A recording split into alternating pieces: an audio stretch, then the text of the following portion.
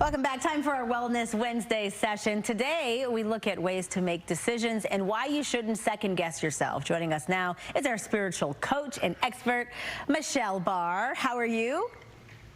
Hello, I am great. Yeah, when you are starting to create what you want and what you need and the life you want to be living, it all starts with making a decision. Too many people, they wait to see what they can have, what they should have. They let other people weigh in, but you've got to get clear and focused on what you desire. And then here's the important part. You want to support yourself 100%.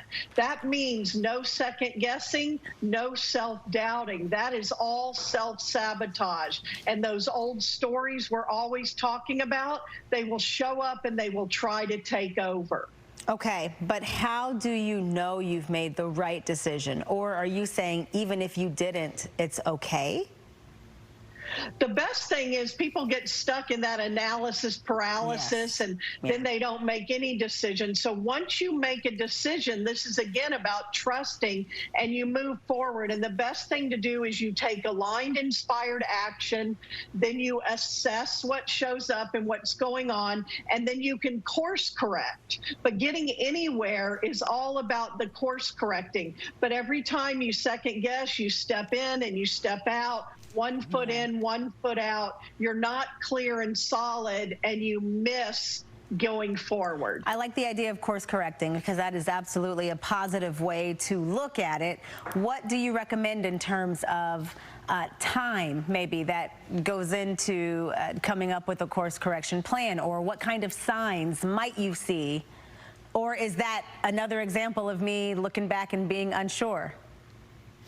It is, because there's some of that learning to trust. And again, you're kind of getting into the analysis of it. But we talk about the minute you make a decision, an opportunity or a breadcrumb will show up. So you move forward into that and you will get feedback. You'll get more of what you want, or you'll get some of what you don't want showing up. And that will help you course correct. What shows up that you want means you're already in line with that. And what shows up what you don't want is what needs to be cleared, healed, and resolved. And you keep taking. Sometimes it's baby steps, and sometimes it's leaping off those ledge and taking those big leaps of faith. And it's doing both, but you keep moving forward. You don't stop, and you watch it unfold and you respond. But you always have to take the first step, and then resources and help rush in to meet you. And you also don't want to go backwards. So how do you know if you are being ruled by fear? Fear is one of the big ones, and so people get right up to have that breakthrough and break through that wall, and then they turn around and go back. So whenever you get to fear, there's something you're going to have to walk through. That fire you're going to have to walk through, and then it will disappear. But until you do, it will always be there. So recognizing when you are afraid in the moment, either there's something real to do in that moment, or you're just playing old tape. So either respond to real fear or recognize it's not real fear in the moment.